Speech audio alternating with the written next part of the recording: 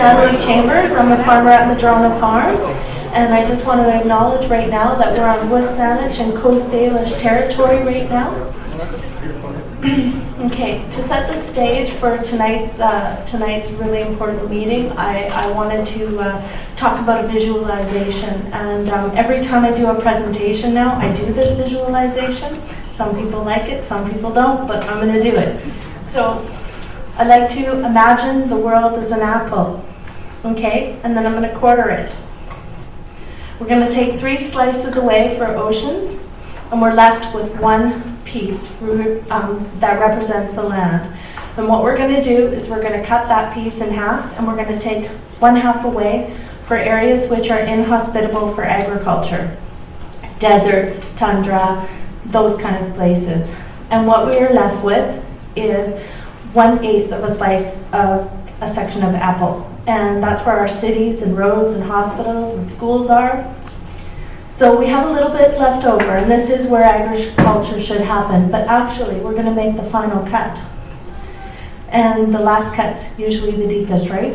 So what we're going to do is we're going to take the peel off that 1/16 of an apple. And that, my friends, is the area on the earth that represents the class 1 and 2 soils to feed 7.1 billion people. So I always like to put things in perspective like that. So that's our global perspective. And how are we doing with that? Well, currently, according to Oxfam 2012, there's 1 billion people on this planet who are food insecure. So we need to protect more farmland. So.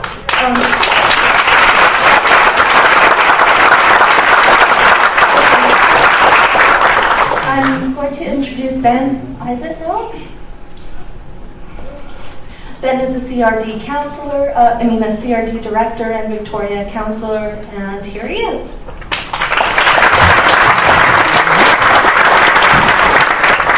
Thanks very much. 2 weeks ago, we had an inaugural meeting for the Farmland Protection Coalition. And there were farmers, vendors, business people, elected officials from the rural and urban areas. And it's great to see we're now at this point that we've grown from a few dozen people to a few hundred. And I think it's just the beginning. First of all, I just want to acknowledge we have many elected officials here, and I think it's really valuable to have that interface between active and mobilized citizens and decision makers who have the authority to protect our farmland in concert with the public. Gary Holman is the MLA for Saanich North and the Islands.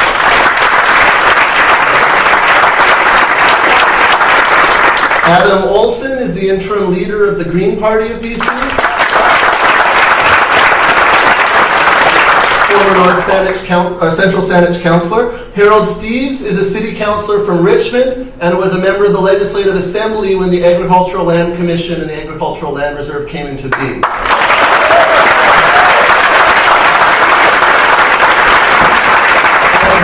He's also a working farmer in Richmond. Alice Finall is the mayor of North Saanich.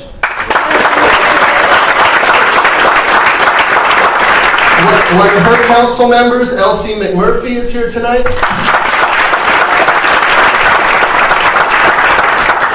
From Sidney, where we're meeting here tonight, we have Councillor Melissa Haley.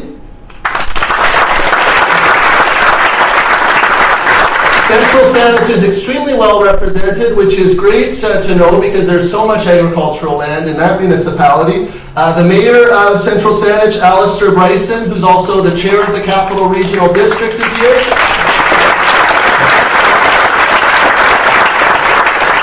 Former Central Saanich Mayor Jack Marr is with us tonight, a working farmer. I brought my cucumbers for 35 jars of pickles from Mr. Marr's Farms this September. Zeb King, Central Saanich councillor, is here. Cara Jensen, Central Saanich council. Brian Windsor from Central Saanich council. From the district of Metchosin, we have Morley Mill.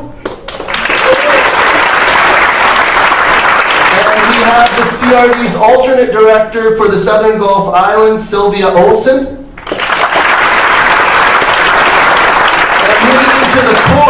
from the district, or from the municipality of Saanich, we have Leif Wergeland. And also from Central Saanich, Alicia Cormier.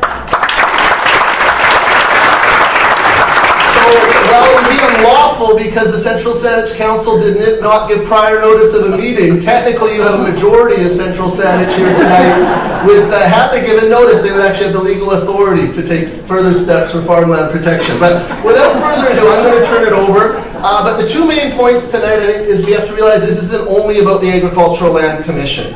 Because decisions relating to farmland and food systems are made every week in all of our municipalities when we consider land use proposals. And I hope everyone in this room will stay vigilant and mobilized to protect farmland within the powers of local government at the same time that we lobby to protect the provincial legislation and system.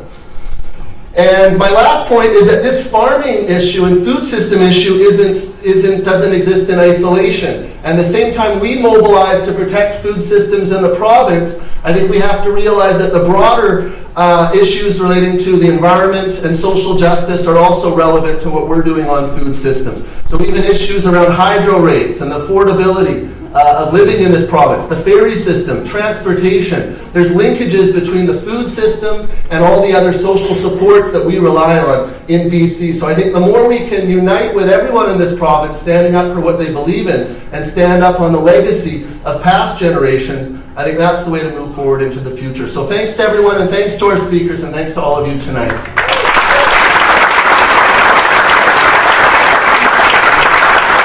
I would like to introduce to you a very special woman who hardly needs an introduction, Mayor Alice Finall. Alice has lived in North Saanich for 39 years, and she's been the mayor of North Saanich since 2008. Her platform has been the protection of the ALR and promoting high-quality, healthy food policy to the district. She has spent a lot of time making the business of farming viability a top priority with the creation of signage and publicity through the North Saanich market. On her first term, her council and the community completed the award-winning Community Whole Agricultural Strategy. In her first term, she worked as a CRD director and pressed for greater strategic priority for agriculture, food production, and food security. Her work in this area has been astounding. Please, without further ado, let's welcome Mayor Alice Finall.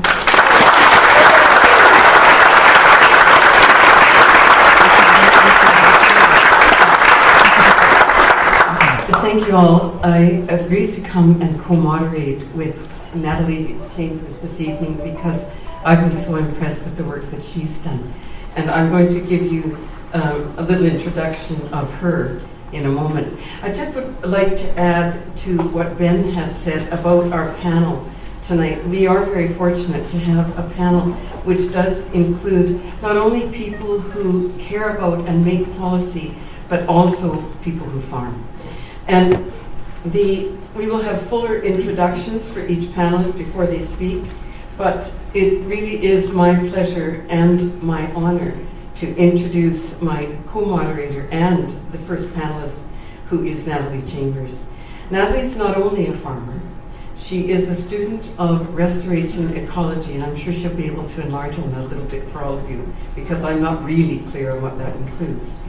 She is, however, with respect to agriculture and farming, she's a conservationist. She lectures extensively on native pollination. She has a background of ethnobiology and worked with First Nations cultures. She has been for probably 20 years an activist, a lecturer, a fundraiser with the concerns about land to grow food as her main concern. So I'm not going to spend a lot of time because I think hearing from her and the background material that she has to give you and the overview of what we're here for tonight is probably more important than talking about her background, which is very impressive. So thank you all for listening.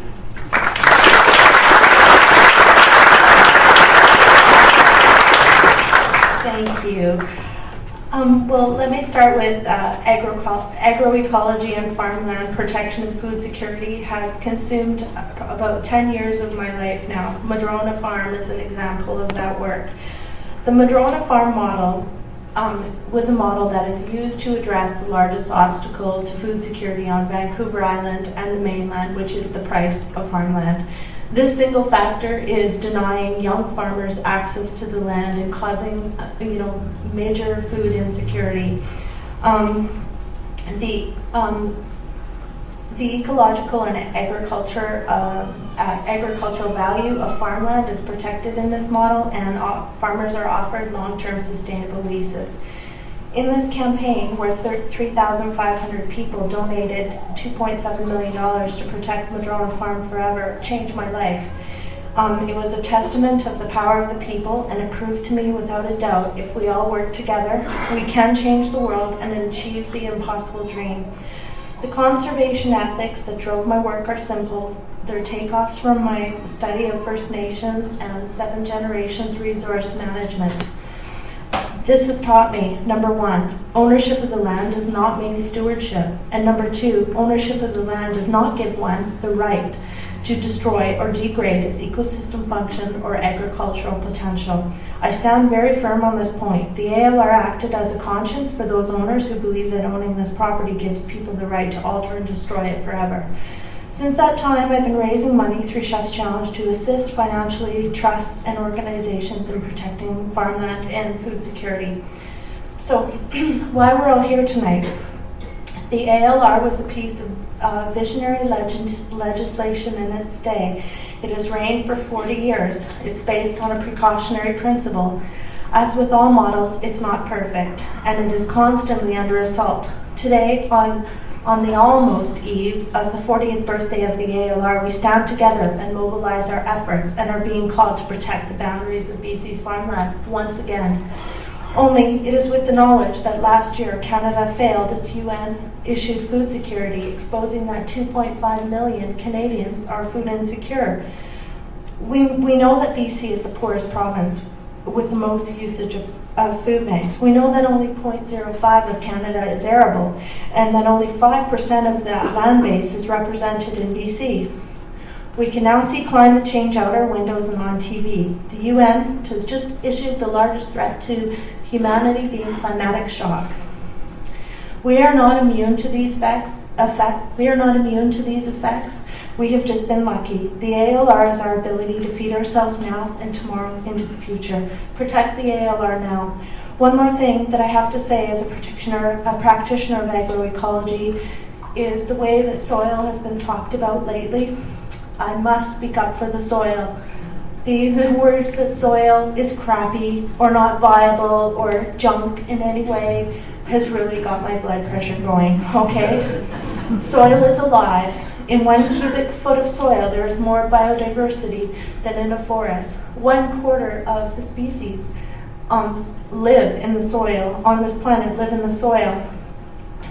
If the soil is not completely viable, it is due to our own farming practices, because sustainable farming practices cater to the soil. They conserve through cover crops, green manuring, and many techniques. So it is us that is responsible. So if we relate it to humans, when a human is not viable or not well, we don't lay them down and build condos on them. We try to restore them back to health. And this is exactly what we must do with our soils.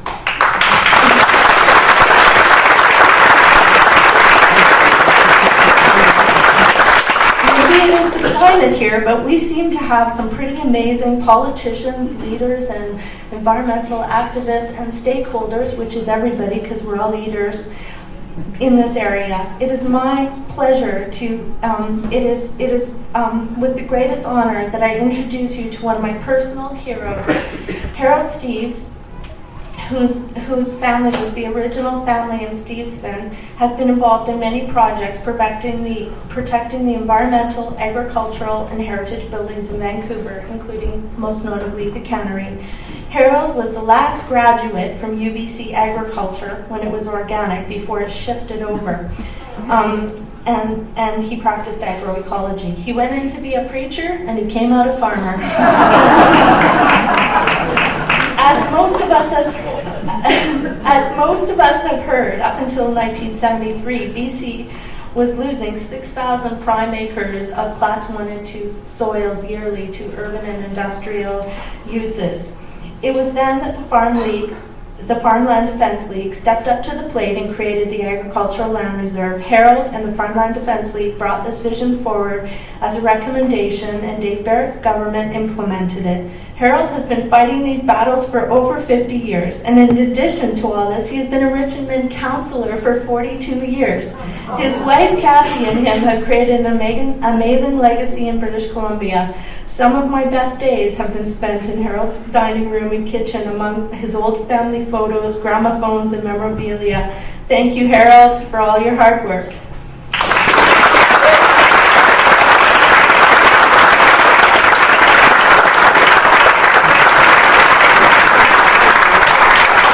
Well, thank you very much, and I'm delighted to see so many civic politicians here tonight.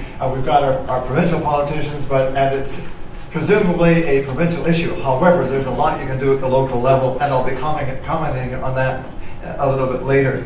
I want to go back 50 years.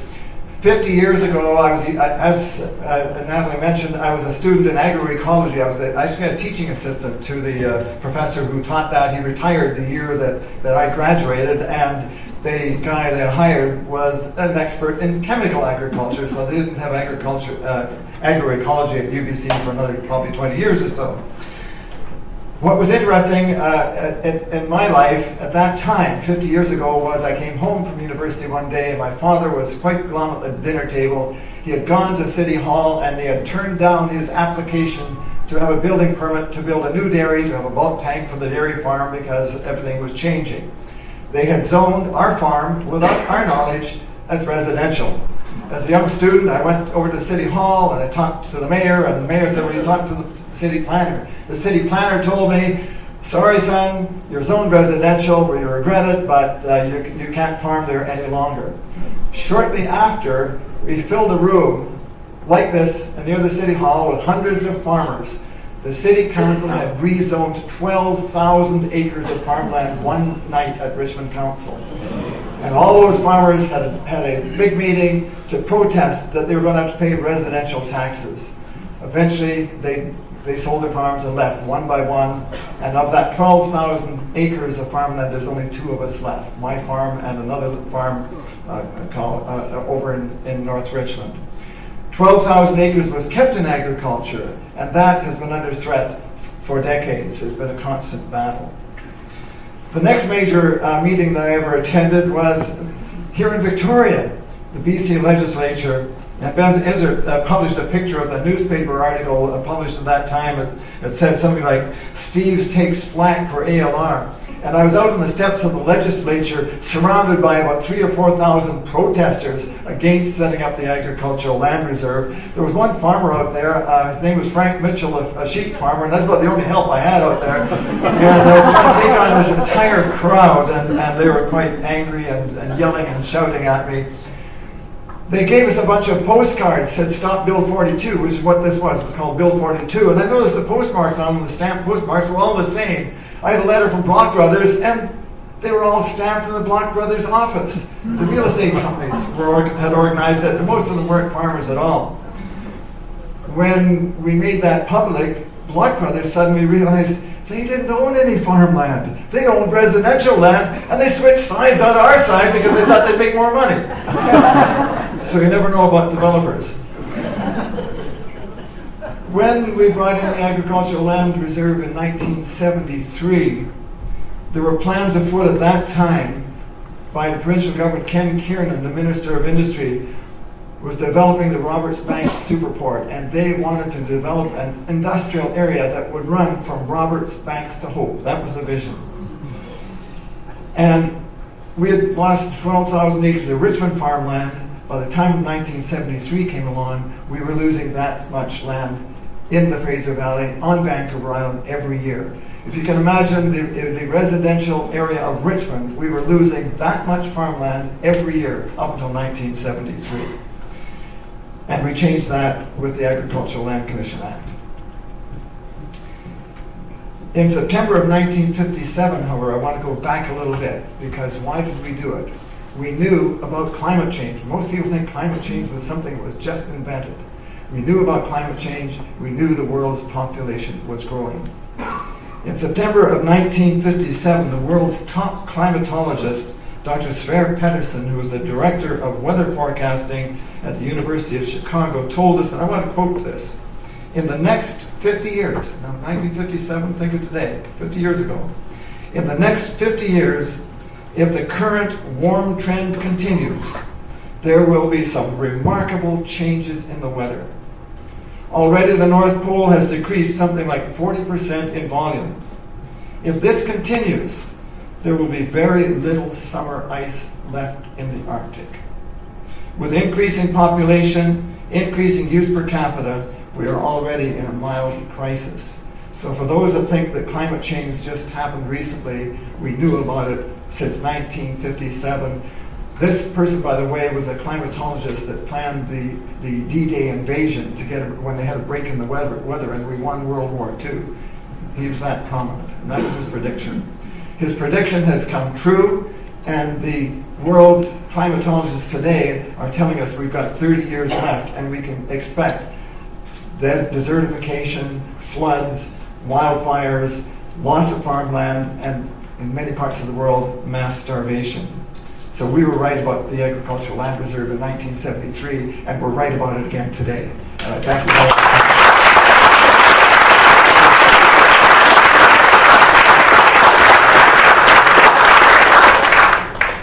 Today, the Agricultural Land Reserve is threatened like it hasn't been before in the entire 40 years.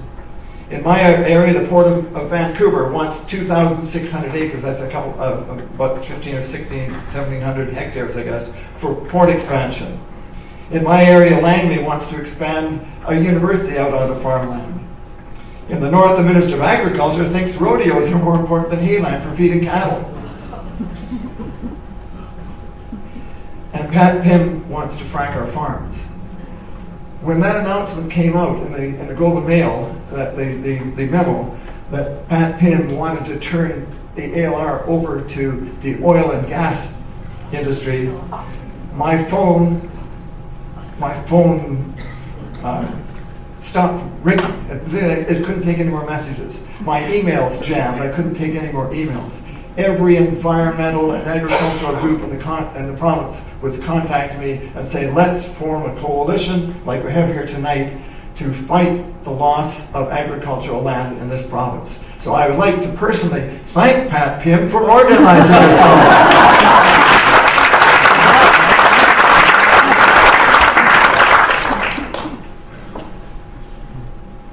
Pat Pym is the Minister of Agriculture. He really should be labeled the Minister of Oil and Gas. But he's the Minister of Agriculture, and I don't think Pat Pym knows what his own ministry has recommended.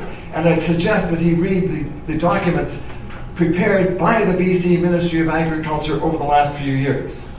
The BC Ministry of Agriculture tells us that if we're to feed the BC population, that by the year 2025, we must increase the amount of irrigated farmland in this region, the lower mainland, Fraser Valley, and South Vancouver Island, by 92,000 hectares. That's from the Ministry of Agriculture. The Ministry of Agriculture tells us that in the interior of land, it is not poor range land. The Class 6 lands provide fodder for livestock. The Class 5 lands, 4 lands provide hay fields and grain fields and feed for livestock. And in many cases, some of those lands that aren't as fertile as the Fraser Valley are good for grapes and for apples and for many, many other products. And he tells us that those lands are expendable. His own department says we have to increase production on those lands by 500,000 hectares, 1 million acres that we're short by 2025. So he hasn't learned what his own department knows. And I hope as Minister of Agriculture, he gets an education real quick.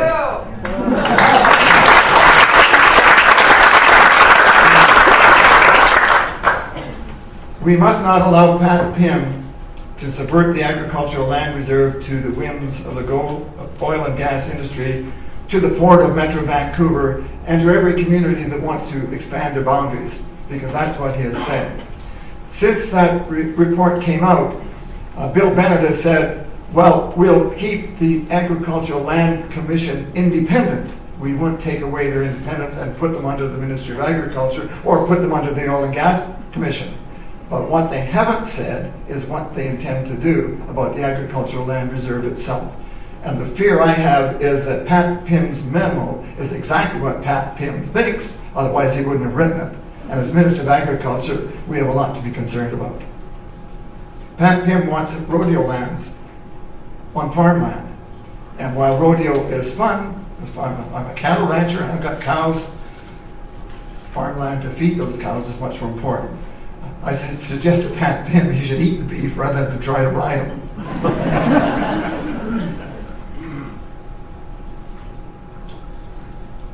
The scene that's unfolding today is rather frightening, and I mentioned 1957 for a reason.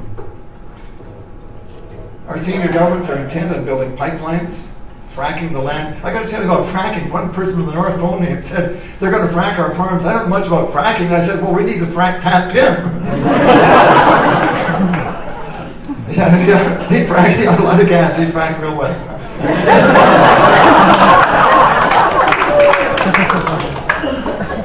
But we're faced with pipelines, we're faced with tankers. We had a demonstration in Richmond yesterday morning where my mayor of Richmond got up speaking against the jet fuel tankers, Panamax super tankers. They're 3 football fields long. They want to bring up the Fraser River to drop off jet fuel. There's coal ships that want to go down the river, and the port itself wants to use the 2,600 acres of farmland to be backup lands for the shipping in and out of the fossil fuels. They don't think about where those fossil fuels are going to be burned. So on the one hand, we're going to destroy the farmland. On the other hand, we're going to increase the CO2 in the atmosphere, which is destroying farmland elsewhere in the world. We're told by the port that if we give them the 2,600 acres of farmland, they'll import all the food we need. All around the world, the farmland is threatened. I'm happy that the price of beef is up. Why is the price of beef up? They've had a drought in Texas and Arizona going on 4 or 5 years. They've sold off their stock. The herds can't be rebuilt because the drought is continuing. So you're paying more for your beef. It's good for the BC farmers because we have some of the best beef producing land in Canada. But we know that the reason the prices are going up is because someplace else in the world there's a shortage of good farmland for raising beef. And that's what's happening because of the climate. I think it's an absolute crime that farmland today should be threatened. I use a term that what we are doing today, or those that promote the destruction of our farmland, are committing futurecide. They're destroying the future of our grandchildren, even our children, in terms of their ability to have fresh, wholesome food and enough food to survive. Well, compare the frightening vision of spiraling climate change with a different vision.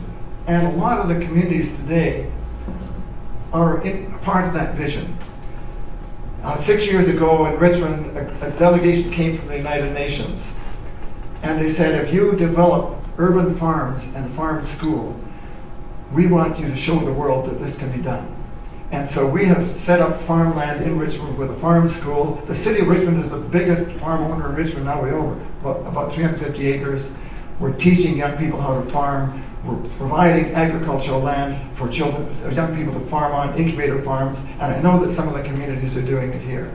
I can give you a long list of things you can do at the local level. This is what our Minister of Agriculture should be doing. The Land Commission should be...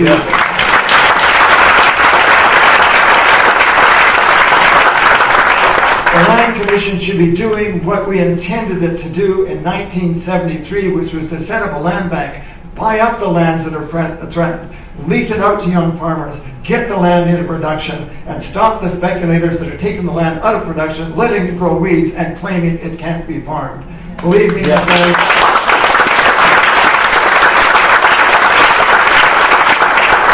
there isn't an acre of farmland in British Columbia that's in the Agricultural Land Reserve that cannot be farmed. In the Lower Mainland, we banned cosmetic pesticides. and we're now collecting the leaves and the lawn clippings and making compost. We're going to have so much compost that we can almost provide compost for every farm in the Lower Mainland, if not all of BC, if we could truck it there. There are solutions. Save our farmland. Stop Pat Penn. Thank you very much.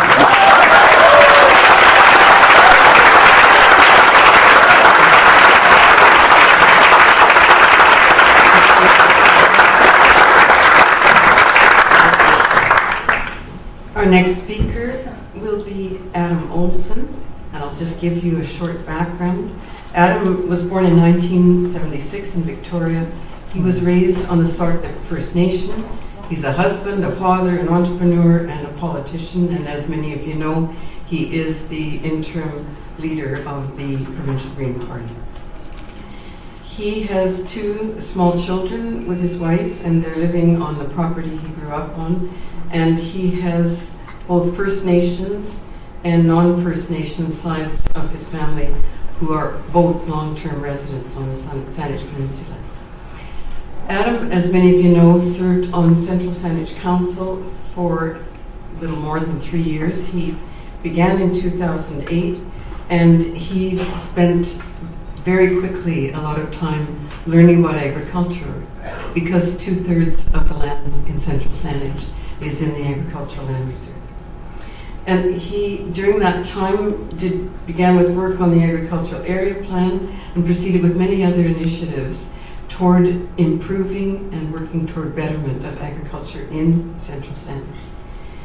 He has also, as you know, worked on campaigns for the Green Party, and when he was re-elected to Central Saanich Council, he moved from there to run for the Green Party in the last provincial election.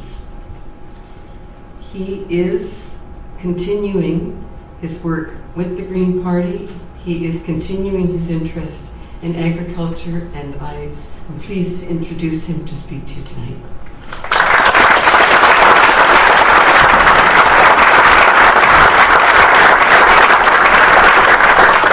Thank you, Rachel. Appreciate it. Ait squachel helet siam na ait jelacha. Zahanap tinasane. Jasalea seneth Husayanich. Lea withoth lebed lungs. Good evening, friends and relatives. My name is Zahanap. It's my Coast Salish name. My English name is Adam Olsen. And as Mayor Finall had pointed out, I'm from the Husayanich territory, where we are this evening, specifically from the Chocolate Village in Brentwood Bay. It's a great honor to be here this evening. It's a great honor to share the stage with Mr. Steves and my MLA, Mr. Holman, and Nathalie, and the Mayor of North Saanich, and to be in a room with so many of my former colleagues, almost as Ben put it almost feels like a council meeting here tonight. So I have a feeling I'm going to knock this down. So the Saanich territory used to feed its people thoroughly.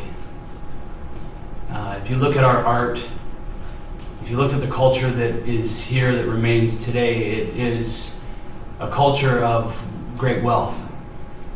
A culture that only develops when its people are very well fed. And yes, we can go to a grocery store today and feed ourselves. But the land that used to feed us, the ocean that used to feed us, struggles. And as a councillor in the district of Central Saanich, I knew very little about agriculture. I knew that the school that I grew up in at Stellies was surrounded by agricultural land. I could smell agriculture in the spring. We would all take some heat when we would play rugby in the spring, and the schools from the city would come out and have to play under the low-hanging stench of manure as the farmers spread it on their fields. The experience that I had around agriculture was a step away until I got elected in Central Saanich. And then we spent almost every single evening at the council table, actually before council would start, and many, many issues in camera, legal issues, dealing with agricultural issues. And I started to understand that what we see and what's actually happening is, 2 minutes. I got all these notes. Okay, so this place used to feed itself. We noted the politicians in the room, and I'm going to apologize to those farmers that are in the room that I haven't seen, but I would like to point out Mr. Sluggett and Mr. Marr and Mr. Bryson and Mr. Vantray and Mr. Maxwell, all people who farm this land. Mr. Bailey. Folks who inherited, in a lot of instances, agricultural land reserve land, and have struggled and have worked hard to try to make that land profitable. And I appreciate the protection of agricultural land. I leaned into Mr. Steves and I said, I was born 3 years after his valiant effort on the lawns of the legislature. I know nothing. I don't know a BC that doesn't have an ALR. It has existed for my entire life. And so I respect the work that the farmers have done, and I think that it is now time for us to move from just land protection to ensuring that farmers are prosperous. I had a colleague on my first term at Central Saanich Council. Folks would know him. I'm going to leave him nameless because you guys can all picture who he is. And I can tell you that if there were carrots in the ground, that land was untouchable. And I think that it's an important lesson to know that as long as we work very, very hard as the farmers work, as hard as the former mayor of Central Saanich, Jack Marr, has worked over the years to ensure his land continues to provide food for us to eat, that we need to work just as hard to ensure that going forward, that the people who are working the land actually can afford to feed themselves. And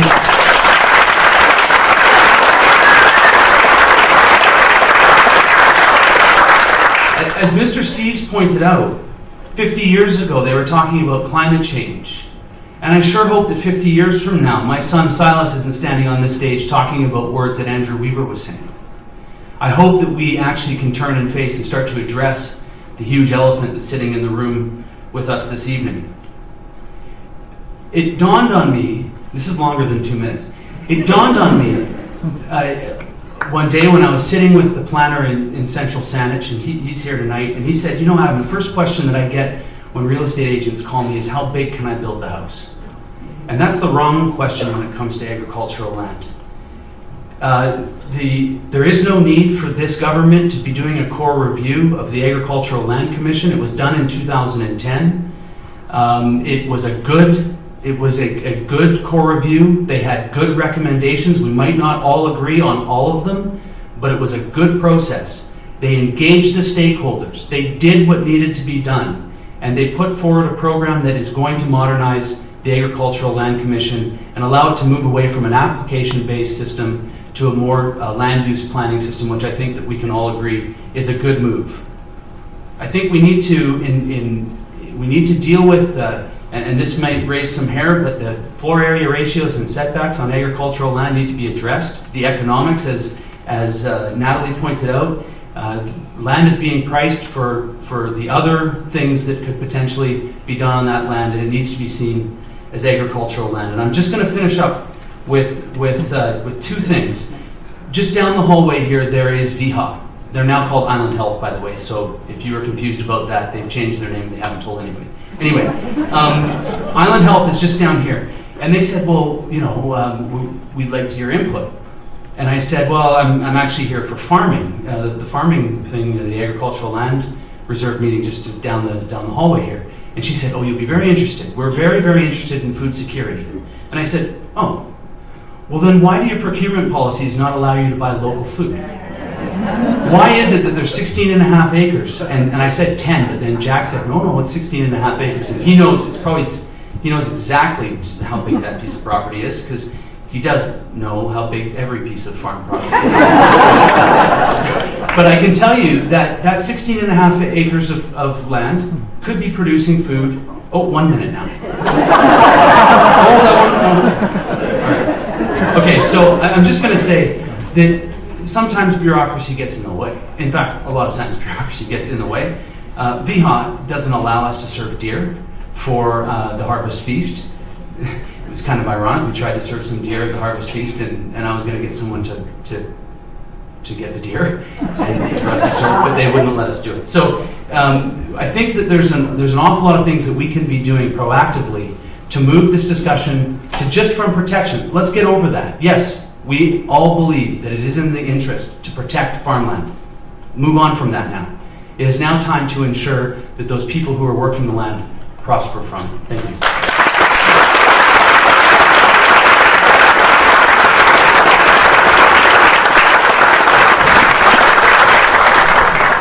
Nathalie Chambers will introduce Mr. Holman, and she also has a point she wishes to make. Also, there's just an announcement I've been asked to make. This group that has organized the evening tonight is a group that doesn't really have very much money. So they've asked if anyone is interested, there are baskets here, and there will be, if anybody has a willingness, not right now but later, to donate, it would be most welcome. But I also don't want anybody to feel compelled to do so. Thank you. Hi, the room costs $500. Sorry, did I say that? I would like to introduce Gary Holman. Gary Holman was elected as the MLA for Sandwich North and the Islands in May 2013. Gary was a consulting economist for over 25 years, working on projects such as NISGA's Treaty and Protected Area Strategy for BC. Gary served as Salt Spring Island's Capital Regional District Director for 6 years, helping to establish the island's first public transit system. He has been involved in the land trust movement in BC for many years and has worked to establish coalitions between environmental groups to conserve Salt Springs drinking water and to protect thousands of acres of green space. Gary lives on Salt Spring with his 2 daughters, Erin and Amber. Let's please welcome Gary Holman to the stage.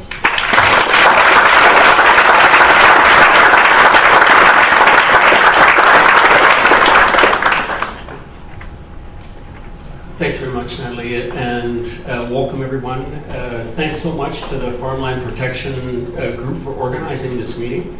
As you can tell by looking at me, I'm not a farmer, but as Harold told me earlier, you don't have to be a farmer to understand this issue and understand the importance of the issue. I'm speaking here tonight in place of Lana Popham, who had a family health issue that she had to deal with. And Nick Simons, and Lana was our former agricultural critic.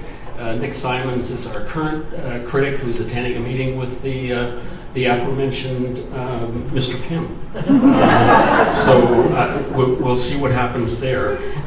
This truly is a nonpartisan issue. I am proud to represent the party that brought in the land reserve in 1974, but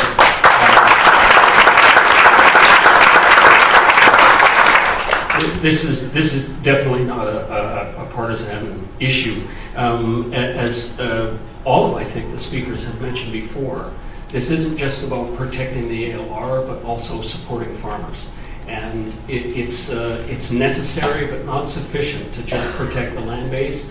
If farmers can't make a living on the land base, then that land base is going to be at risk, because those farmers, despite their best attempts to make their living on the land, are going to be looking at alternatives.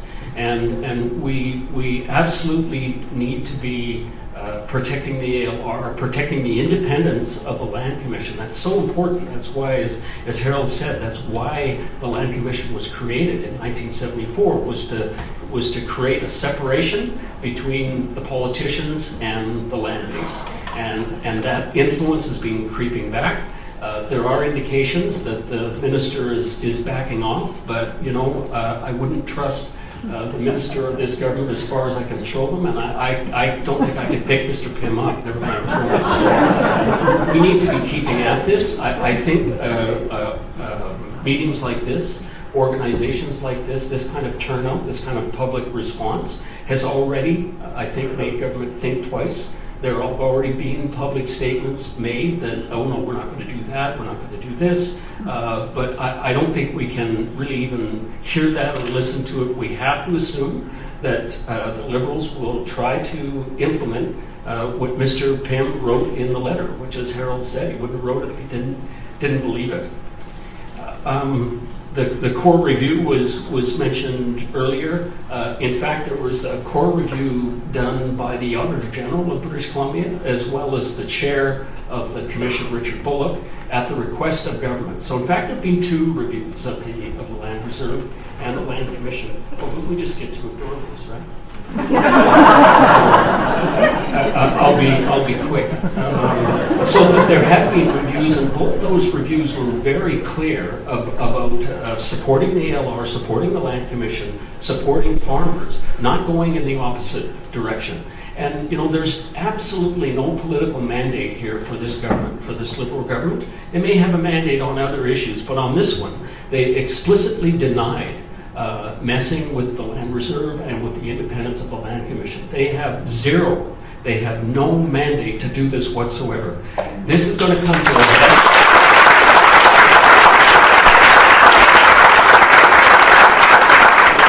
This is going to come to a head in the spring. If there are legislative changes made, they'll be made in the spring legislative session. We should be sitting now in the legislature.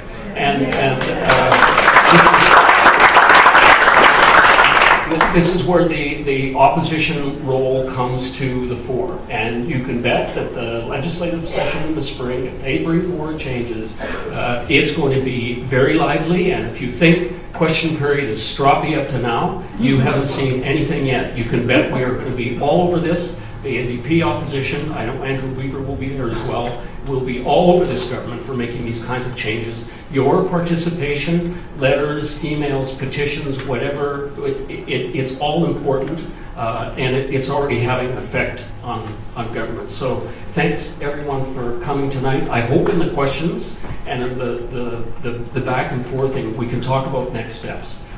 About what we're going to do, what the Farmland Protection is going to do, which we as individuals are going to do, what we as politicians are going to do over the next few months. And I hope the conversation focuses on next steps and what we have to do to be effective in pushing back against this agenda. Thanks, everybody.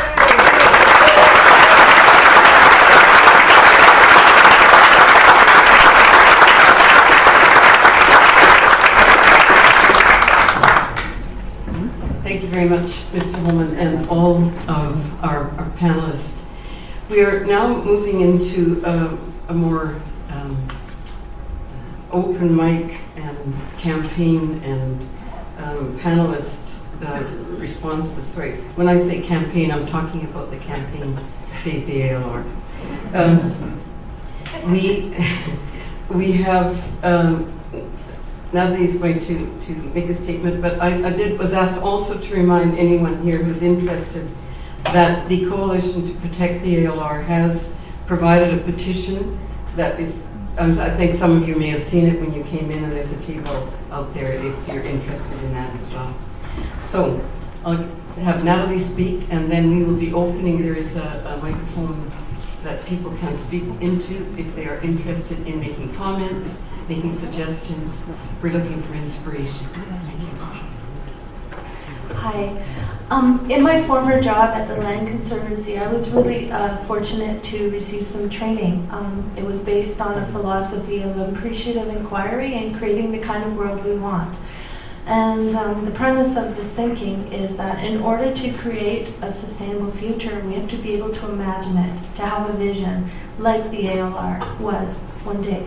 So when we're answering our questions and answers, can we all tell everybody, present your questions as a vision, what you would like to see for the ALR in the future? Thank you.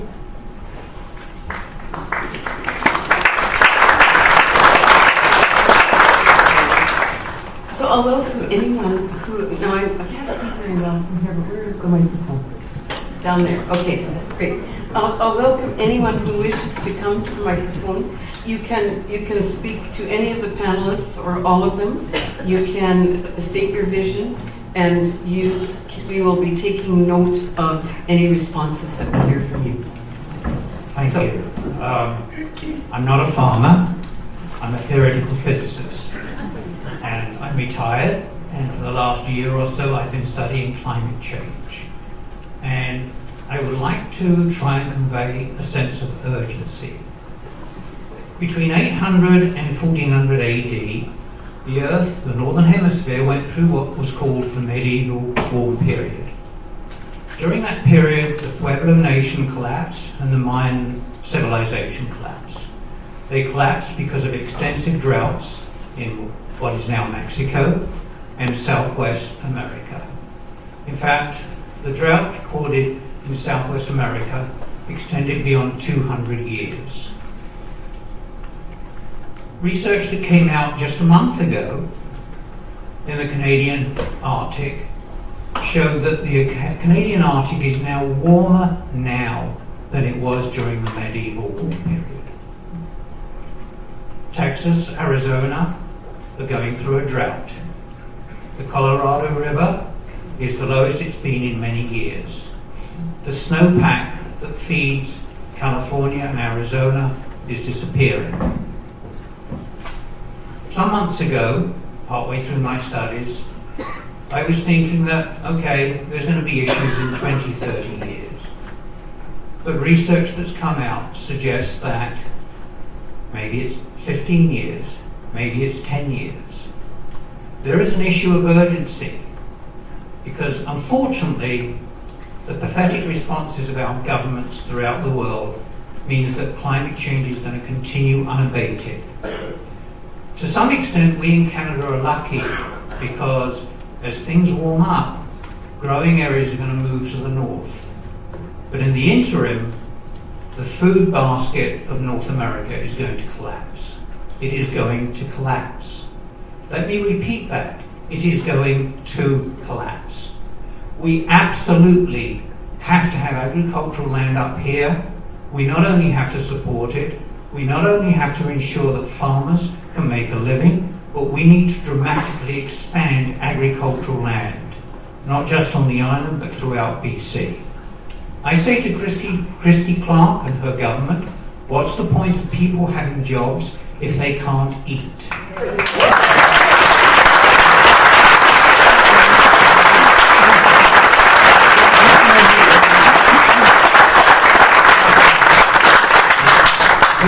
If I could just comment on that just very briefly, that's why I raised climate change when I was giving my talk. This is what the Ministry of Agricultural Science is saying as well. That's why they said we've got to do this by 2025. That's not very long from now. And I just like to say climate change isn't 10, 15, 20, 30 years from now. What we're doing today is what is causing the climate to change. And so we say, we can rest on our laurels here and then 20 or 30 years from now it'll be different. We need to change the way we do business. We need to do things differently today. We needed to do it yesterday, in fact. Would the next person like to come to the mic? Sorry. I'm sorry. There's Too many All bright right. lights. I'm going to alternate then. You can go next. Thank you. Just a quick point of information. That series of maps in the lobby is one for each municipality and one for the CRD as a whole. And it compares the ALR in 1974 to what's left now. The 1974 is green, what's been taken out is orange. And that series was made for nothing by professional cartographers, and we want to make that information available to anyone that wants it. My name is Ray Zimmerman. I'm director of C2C Greenbelt Society, and I'll be out there. Anybody that wants that information, just come and ask me. Thanks.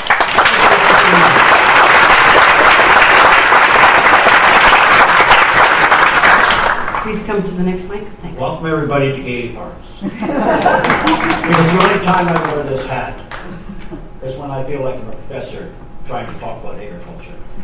And so many times I talk, it seems to go one ear and out the other. The other time I wear this hat is when I go to parades. When people and kids are going like this at Gay Farms. And I'm going like this, hiding the tears in my eyes. Because you know why? All levels of government do not care about the farmer. They don't see the light of what's happening. When this island, when my dad was alive, was 85% self-sufficient in food, now we're down to less than 4%. What does that tell you? You go to school. When I finished grade 12, I didn't go, nor knows, back to play basketball because my mom and dad asked if I'd keep the family farm going. The way I've seen things, I should have bloody well run the other way. Because it has changed. Why are we less than 4%? I'll tell you why.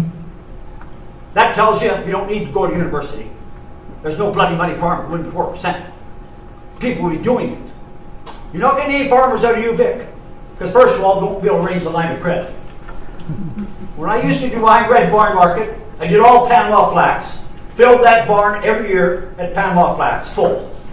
Used to grow 40 acres of onions and fill that. We lost the anti-dump 8 years ago. There was 800 acres in BC, I think there was 26. Terry Mitchell might have grown some in Delhi Golf Counties. And as growers, all of us growers, we didn't vote on them. They took off the anti-dump, they come in at any price. Dumped into the lower mainland, long as you got the paperwork bill later, they got subsidized. Then you wonder why there's no farmers left. I'll tell you why. Because the only time that I stand up here, along with Terry Mitchell and all our members of the Sandwich Mitchell Vegetable Growers, because we care in food production. And I do care. All that bullshit that we had my dad, and I'm very mad, the way we got treated in Killua Bay. Because all the land was in the ALR, and it all snuck out and left us right there. Pulling Gady Way. Imagine our state farm still there. Like Allburn's up Mount Dove Crossroad. I promised my old man I'd get even. He was treated like a piece of shit. When you went to Killua Bay, there was only 10 people in all Killua Bay. That time there was over 60 dairy farms, Malahat South. Now we've lost, when John Greaves was here at Keating, there was 22 on the peninsula. There's 2 left now. There used to be over 20 broiler farms. Last week it was 3, now it's down to 2. Fairbanks won the last left. Now you got higher cost over here, no slaughterhouse to deal with your fowl, your birds, and now you've got to pay the ferry fare back. It was all part of an organization before. It's not anymore. How long is that going to last? We made big changes at our farm. The year we stopped growing onions, my son said, we've got to do something different. My eldest son, he's doing trucking. He said, I'm out of here, Dad. So-called damn farm. You know what percentage of the food that is produced in this province is produced like myself, Van Traits, Mitchell's? 95% of what you eat is produced by commercial farmers. We need smaller farms and all the rest of it. But we're in a global economy. The ALR was very important. But it could have been Christy Clark or Dave Stupich and Barrett at the same time, and Dave had to re-demonstrate that. Yeah, Mr. Steves, you're right. Re-demonstrate. It wasn't everybody want to subdivide the land. It was a case when they came out with milk rate farmers, you're going to cost of production. Where are they at this? It's not there. And that's why the number of production's gone down. We've made changes, big changes. Built a house on LeBron for my brother and that. After that, it got amended. After 5 years, going to do that. We were there 3 years. The family split. Not because we argued much. 70. January the 1st, I'm 66. You know how many truckload trucks of vegetables I produced? Well, I'll tell you. Over 3,500. Any Van Traits here? Ian? Did you produce more or did I? Could I ask you? But the fact is, no, hold on. Okay, all right. Could I ask you to wind up? I'll wind up. Thank you. Ready. All right, thank you. The fact is, that time in, we had our co-op downtown, we had lots.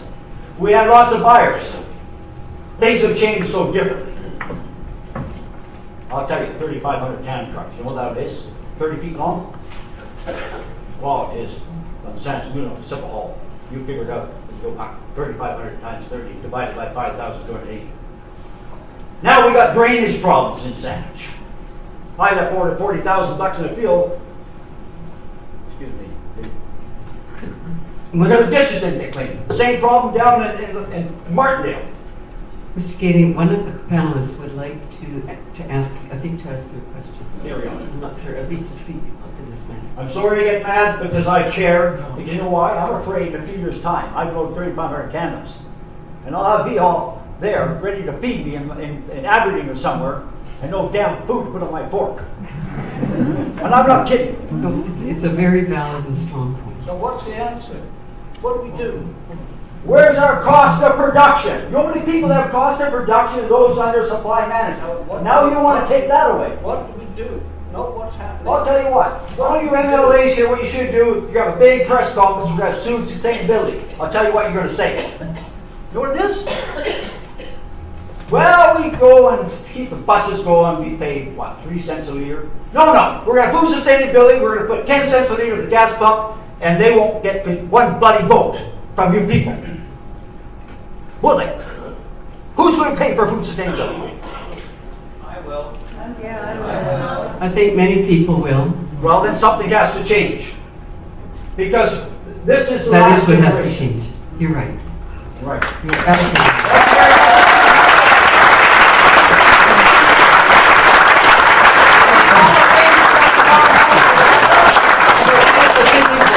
Thank you very much. Mr. Holman and then Mr. all of you. I'm hoping Mr. Gailey could just stay for some. No, he's pissed off. So I just wanted to look. I think we all agree here that we need to do a much better job of supporting farmers. What I would ask the farmers in this room today is for the next few months until we hit the legislative session in the spring to stand with this group and protect the land base. And you have my promise, you certainly have the promise of my party, we will do whatever we can to push government to bring policies in to support farmers that we finish. The only one that's legislated through the ALR is the farmer. If it isn't the farmer, the wholesaler, the retailer, and the consumer, forget it. Because you're down to less than 2% self-sufficient on food now.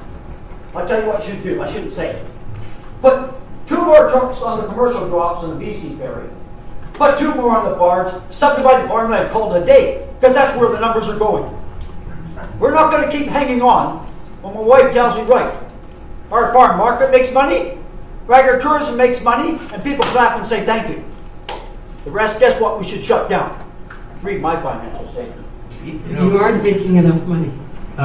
Next. I don't go and catch a bus to Salt Spring, but I would just like to let everybody know and invite you if you want to come over. Saturday night we are having the most amazing local dinner. We have raised over $400,000 for our abattoir, and we're having a birthday bash for it.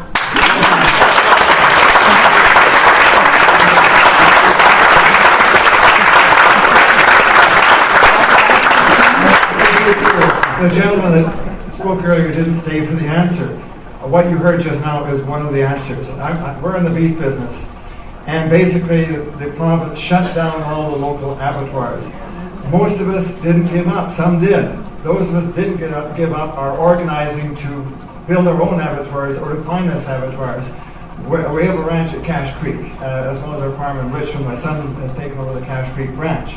There was a small privately owned abattoir at Cherry Creek that he basically, his clientele were hunters and he was butchering deer and moose and things like that.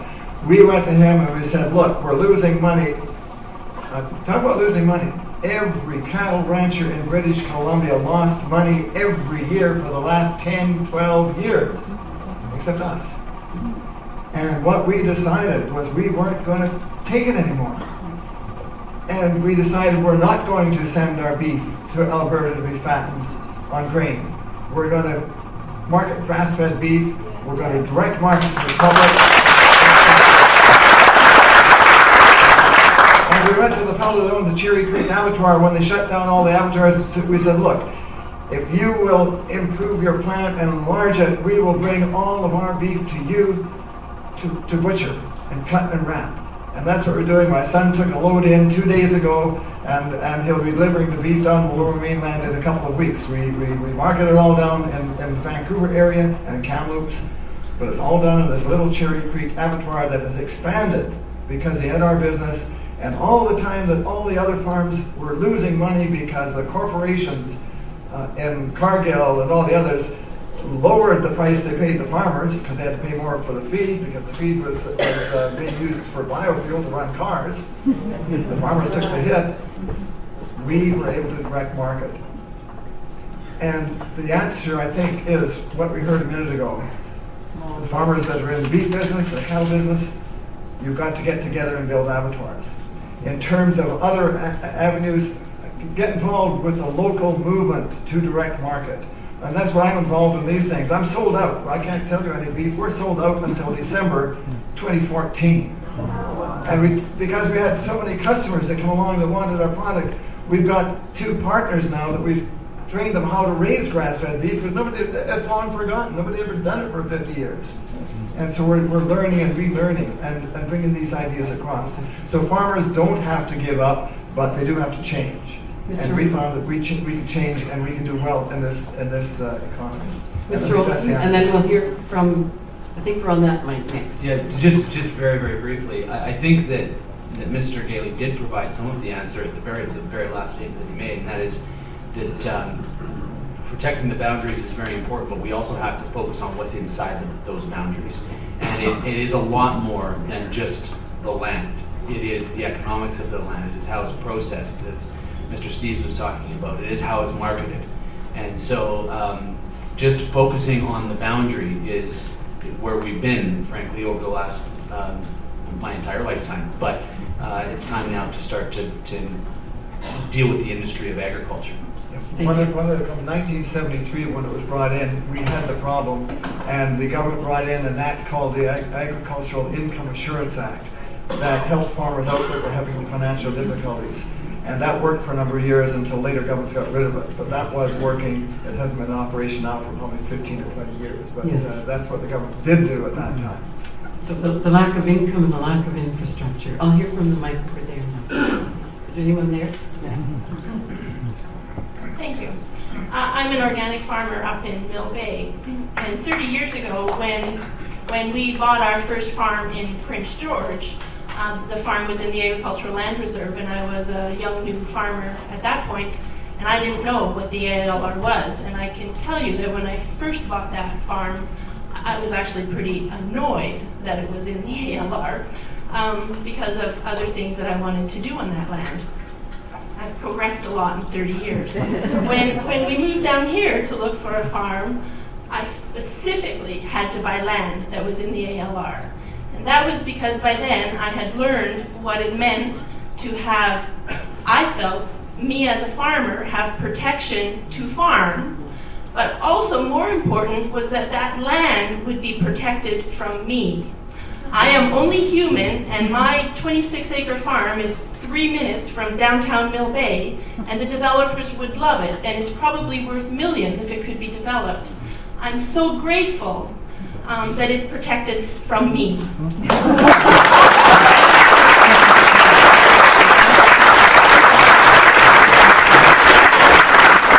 That being said, I don't have a vision, but I'm wondering if we're asking the wrong questions. And I wonder, I think we're converted in this room, so maybe we need to figure out how to convert those that aren't. And maybe we need to be asking different questions. And I'm sorry, I don't know what they are, but maybe collectively we could figure it out.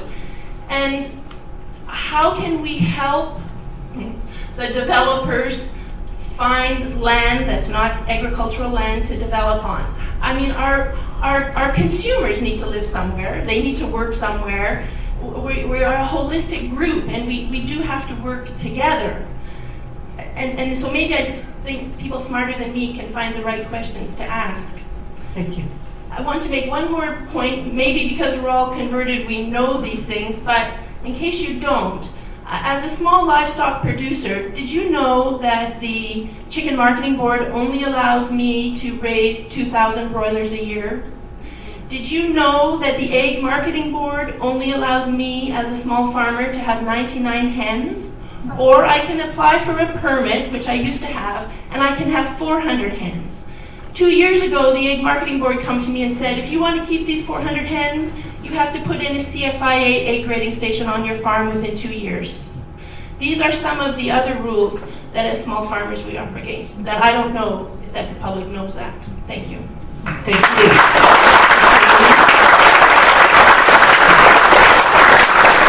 Councillor wishes to speak, and then we'll go to the next one. I want to thank the last speakers so much for your comments. They're totally not in your personal self-interest, measured by wealth, and I just want to say I really appreciate that.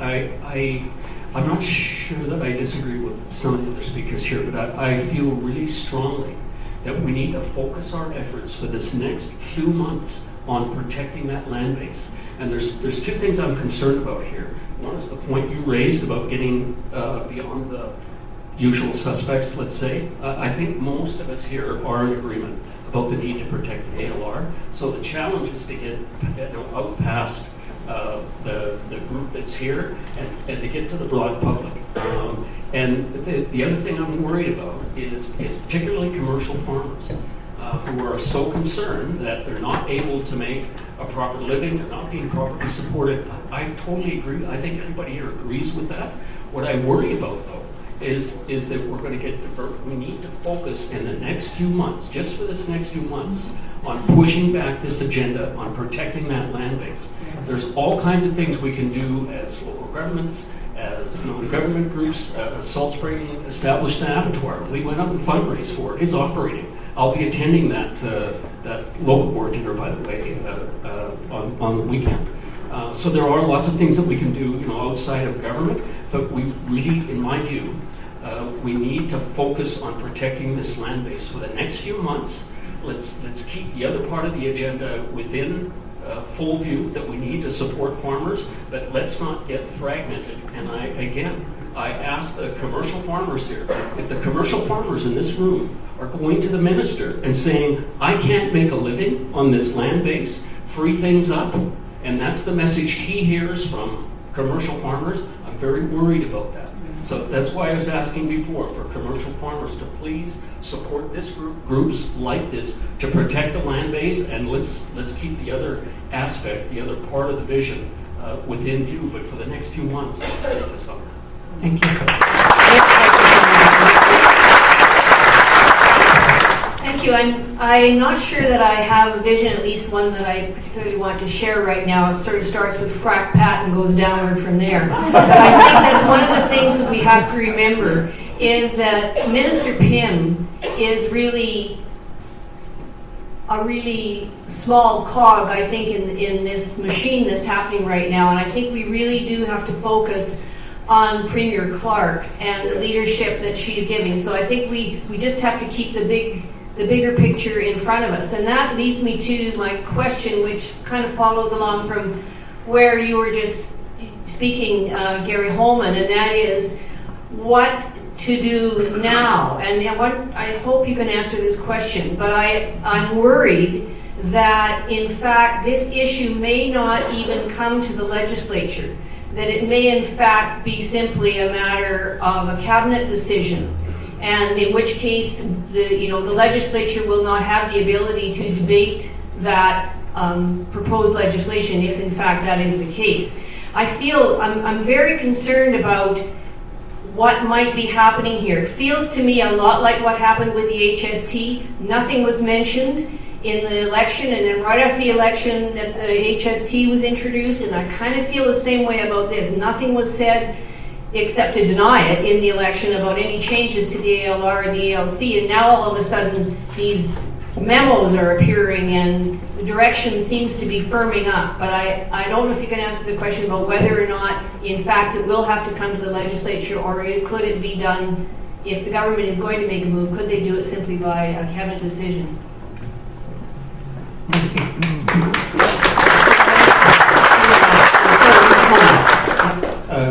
Elsie, the short answer to your question is, I'm not clear on what changes that are being proposed, which require legislative changes, which can be done through regulation. If it can be done through regulation, it's going to be a more difficult road to hoe. I don't have the answers, but I can absolutely commit, though, to finding out what specifically has to be changed, so we understand where where the pressure points are, I can do that.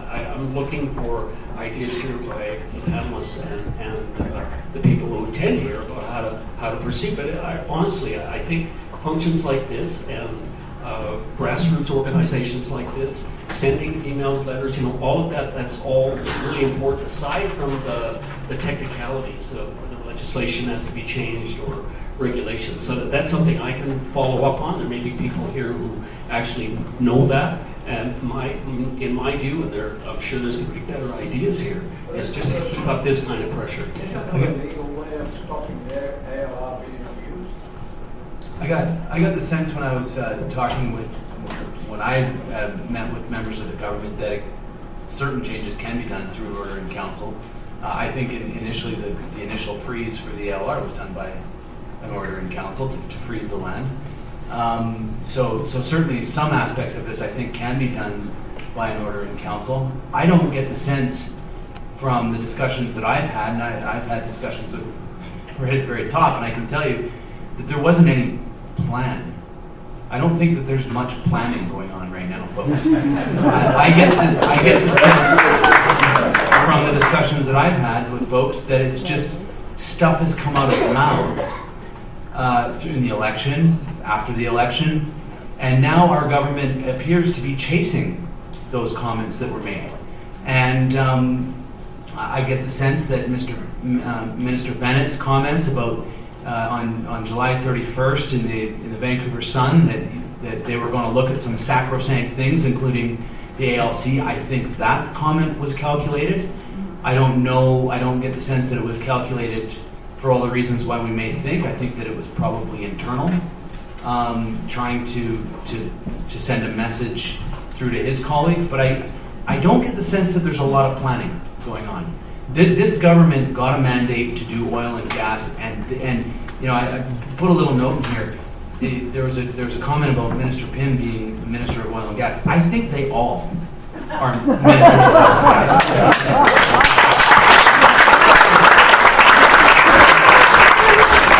Could I hear from the microphone over here, please? Yes, you can. I'm here with a vision. That's it. No politics. I'm not a farmer. I'm a knitter.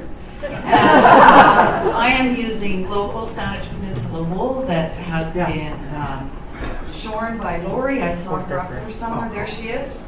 And this peninsula, and I'm not that old, but this peninsula and Salt Spring used to be covered in sheep. And the Cowichan people, the First Nations people here, used to have a huge industry that knit with that wool. And we can do that again if we had some sheep and if we had some places to guard the wool. Sorry. But here's the wool. I mean, we used to be producers of wool and we used to use it. So I'm all about that. Alistair Bryson's got bins and bins of wool. And we can't eat it. You can eat the sheep. I'm not so worried about eating the sheep, but I am interested in getting the wool. So I just wanted to give you my vision of local wool. Thank you.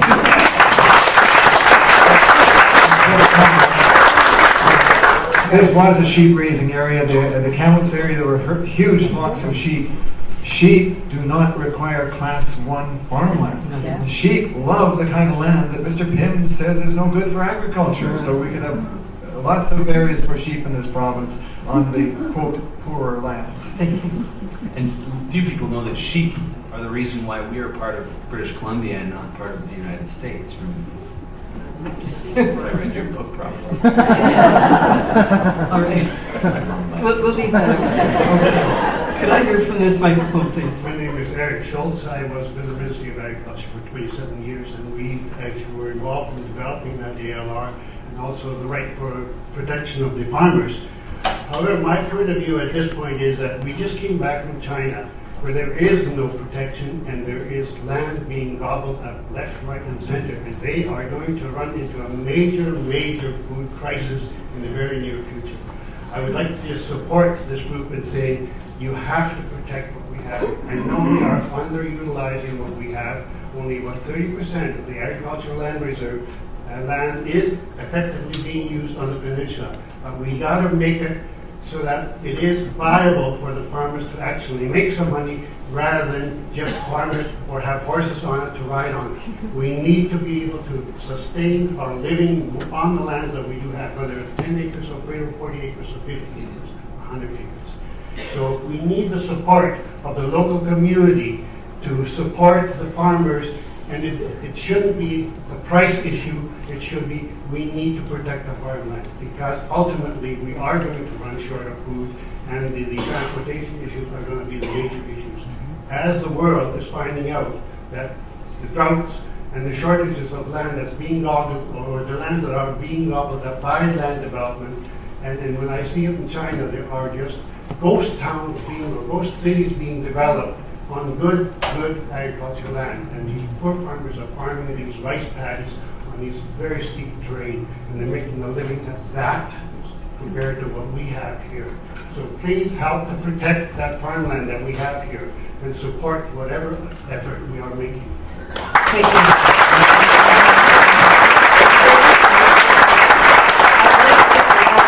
To that statement, the fact that at the recent Union of British Columbia Municipalities Conference, we did pass a resolution from North Saanich that the province begin protection and prevent foreign ownership of our farmland.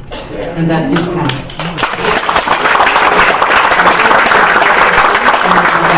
I'm Linda Gagey. I'm with the Capital Region Food and Ag Roundtable and the BC Food Systems Network. And first of all, I want to say that as much as people don't think they can influence this government because they are on a mission, I do think that we can. We saw the minister come out, Minister Bennett come out and say that the ALR is not sacrosanct. A leak from a cabinet memo showed that there was designs on the Agricultural Land Commission and the Agricultural Land Reserve. It was happening. He denied it, said it was an old document. It is not an old document. It is a document that was from September.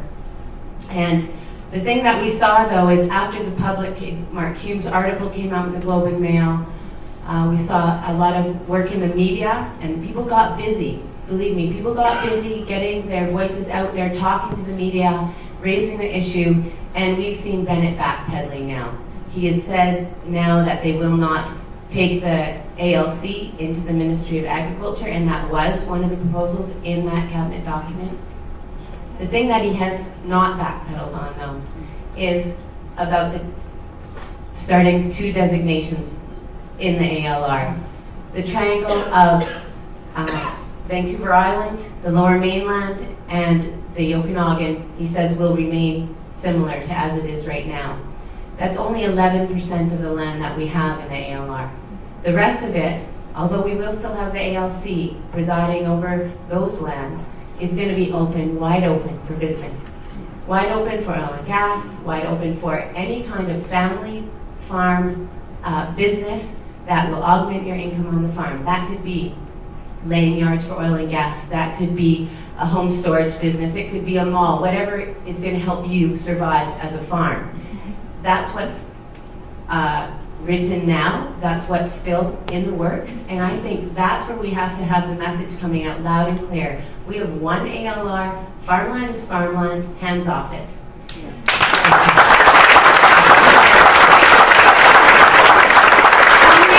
How many people know people, have family in the north, in the Peace? Put up your hands. Do you? Because that's where the voice needs to come from. They think we're all going to get crazy in the city, and you know, we want farmland. It's true, because we do, and we see the long-term implications for the loss of that farmland. But this government needs to hear from people in their constituencies. They need to hear from the farmers in the north. So if we have any way of getting the word out and getting people standing up and writing letters and making statements in the media, and municipal governments making statements about their displeasure and their unwillingness to support construction, we need that to happen. So any people with great strategic minds around how to get the voice out in the north, we need that really badly, and we need it yesterday. Thank you. Just one quick comment. People asked earlier about what the government can do. watch what happens to the people who are appointed to the Land Commission, because my fear is that what they will do, they'll divide the north and the south, and the big oil people will get appointed to be commissioners in the north. Yeah. And in the south, it'll be people that want to develop farmland. That has happened in the past. We went through a period where we had these local panels, and when we had the local panels appointed in communities that kowtowed to the local councils, the council would go and to the local panelists, and they got land out of the Agricultural Land Reserve. The present chair of the board ended that and put it back under a provincial panel. And my fear is that without legislature or anything else, they can go back to what they had just a few years ago, to watering down the Land Commission to local panelists with local interests that will be there to take land out of the Agricultural Land Reserve. Thank you. And that's what we have to guard against. Just quickly, I wanted to affirm what Linda is saying. And by the way, Linda came to, I sat on the Finance Committee, bipartisan committee to the province. We went to Northeast British Columbia. We heard property owners that own land in the ALR coming to us and saying, not just allow us to do more things, allow us to take it out of the land reserve. That was not an insignificant opinion up there. There definitely is a different ethic. It's a different kind of landscape. So I really absolutely agree that while in the Lower Mainland, this 11%, I think there will be a public uprising. Government is already backing off, but there are risks in the rest of the province where people have a different view of the land base. We heard that at the Finance Committee. Go back to that. Good evening. My name is Carol Pickup, and I have the experience of having been a Saanich councillor for 18 years. I'm now retired from Saanich Council. But I'd like to raise a couple of issues in terms of what municipal governments, the role they can play in dealing with this situation. I'm glad you raised, Harold, the issue of those panels, those local panels, because I observed that as a Saanich councillor, and I think they were not operating in the best interests of farmland whatsoever. Saanich, way back in the 60s, thanks to an enlightened planner, put in an urban containment boundary. That is largely why Central Saanich today still has farmland. If there hadn't been that urban containment boundary, I think there would have been development right out into Central Saanich. Because at one time, Central Saanich was a ward of Saanich. I don't know whether people know that. Big Saanich. Saanich has done some very innovative things that I'm very proud of. For example, we took water district land on Halliburton Road in Taylor Bay, traded it with the water district, and handed it over to small farmers at a very minimal amount of money so that they could farm on that land. I'm very proud of that. I'm very proud of the process we're currently undertaking in Saanich with the Panama Flats, because that has been very viable farmland and should continue to be viable farmland. And so we have to work that out. And the point I'm trying to make is that your municipal councillors are critical on this issue as well. Because when I was on the CRD and I was co-chair of the Regional Growth Strategy, there were municipalities in this area who refused in any way, shape, or form to put in urban containment boundaries. I won't name them, but they should be named. Langford, absolutely.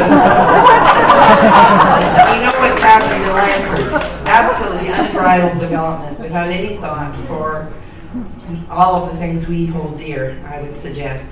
I'm glad Harold as well raised the issue that when the ALR was brought in, and I was a candidate for the NDP in 1975 in Saanich and the Gulf Islands, and was thoroughly criticized by many people, including many farmers, including farmers that I grew up with, the Mitchells, for the ALR.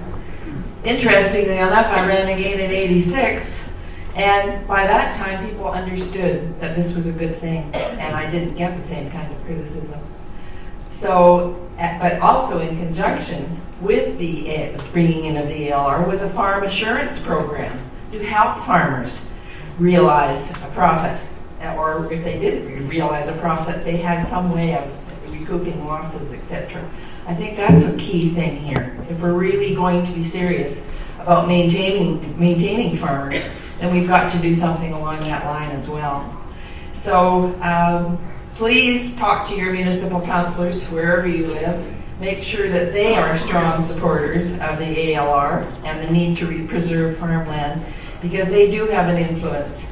And unfortunately, not all municipal councils in this province do support the ALR. One only has to look at municipalities like Delta and those that have a lot of farmland on the mainland, who have allowed a lot of, and in the Fraser Valley, allowed a lot of farmland out with pressure from people like John Less, for example, in the Fraser Valley.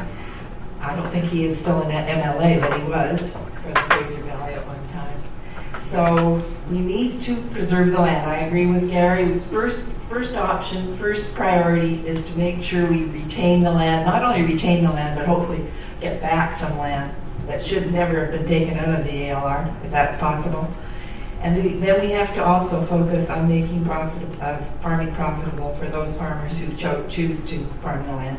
Thank you.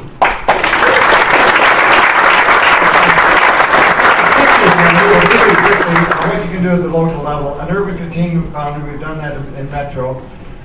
A local purchasing policy. We got around the egg marketing board by saying that our eggs had to be organic, and so we have organic egg producers in Richmond, so that produces our eggs. And the other thing is that we have put money into irrigation and drainage, $10 million for the farms. The urban people, we build roads and everything else, put money into agriculture. So our farmers are doing well, and that's because of those particular programs. Thank you. You can do it at the local level. That microphone, please. Thank you. Vicky Houseman. I'm going to be very brief, but what I would like to see coming out of this meeting is a real plan of action. This is going to happen right away. I hope I took some notes, but others would, and make sure that we have a list of all the people here that want to be engaged. And we can't wait for the legislature to sit. We need to act now, because they are tearing this apart.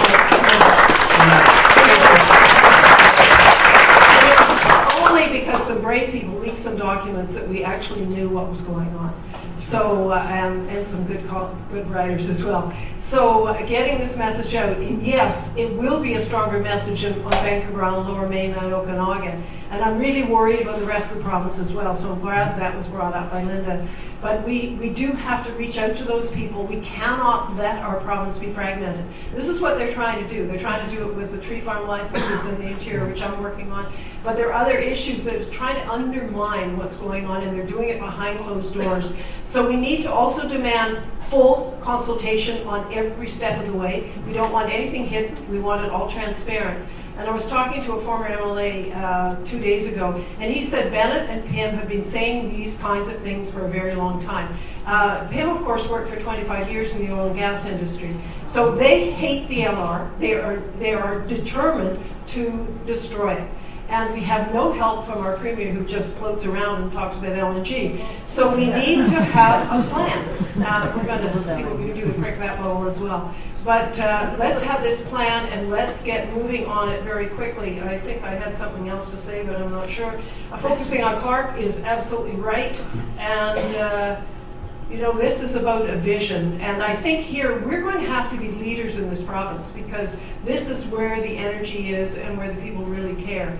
And I think we also, for the farmers who go after the ferry fares and all of these other things, that we have been put in a bad place there. And obviously when the whole coast voted NDP, what are they going to care about our ferry fares? So that's just a little added thing. But farmers should get a subsidy on any ferries for their produce, and that would be one way of going. But first of all, a plan of action, and so that we can move quickly and all of it's in place, and get that communications plan out. And there are people here who can help do that.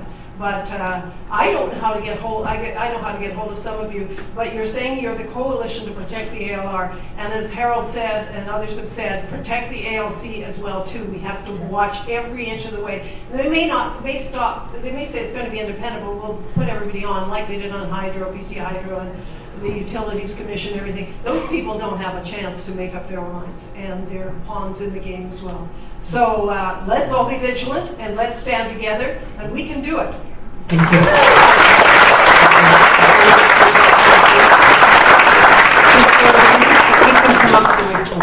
Yeah, I just say that there is some action towards separating the rural and the urban in this discussion for sure.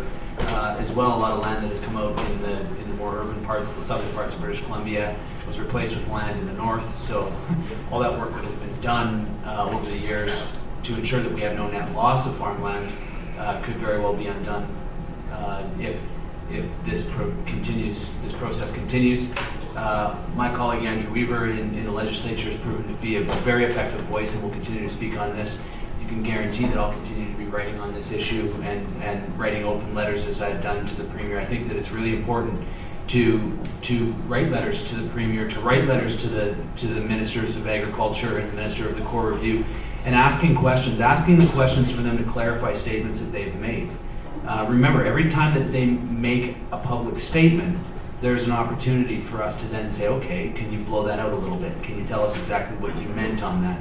Can I remind you that, by the way, you said this? And it creates space, and it creates a level of discomfort, and it creates a level of transparency that I think we're not going to be given unless we ask for it, unfortunately.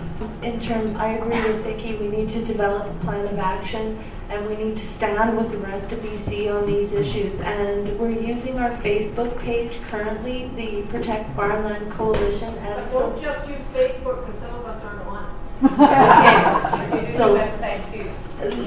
We are doing a website as well, and Linda is taking notes, and we're all working together on this issue. And just to let everybody know, okay, plug your ears, Dave. We're having a meeting in the barn at Madrona next Wednesday at 4 p.m. If anybody wants to go to that, it's a sort of an action strategy, so kind of evening. Thanks. Thank you. Okay, thank you. Hi, Dave Friend, also known as Mr. Organic. We do have to have a plan. We do have to have action. We do have to keep at it. I'm not a politician, but I've been around long enough to know that with respect to any politicians in the room, listen to what they're saying and then disbelieve it and come up with an action plan. Okay, but my vision is this. Most of you know I teach kids to grow food. We encourage, we empower kids to grow health-friendly organic food. In School District 63, where we are now, there's approximately 8,000 able-bodied kids. It's not me. 8,000 kids. Still not me. 8,000 kids that grow food. In Victoria, 61 district, there's about 12,000. There's 20,000 kids who are physically able to grow food. And the reason I started this program, we're now a registered charity. We can take donations now, give you proper receipts. But the reason I started, when I found out that on food growing Vancouver Island, we only do have 72 hours of food supply. I thought that's stupid, it's crazy, it's frightening. And if that transportation stopped, that would become dependent on, that is it, 72 hours in our groceries, supermarkets, restaurants, fast food. So if it stops now, it's whatever day it is, Wednesday, Thursday, Friday, Saturday. This time on Saturday, not next year, 10 years, this Saturday, we'd be out of food in our supermarkets, groceries, restaurants, and fast food. Think about that. So what I'm trying to do is not wait for that to happen, educate more and more and more kids, because we really do need people growing more food in our community, for our community. And it's not a whatever it is, no-brainer, then we should be linking that to what we're talking about tonight. Thank you very much. Thank you. So it occurs to me that everyone in this province indeed does eat food, and there's huge value in that food. We're all aware of that. We seem to have lost our way. We have to market food nowadays.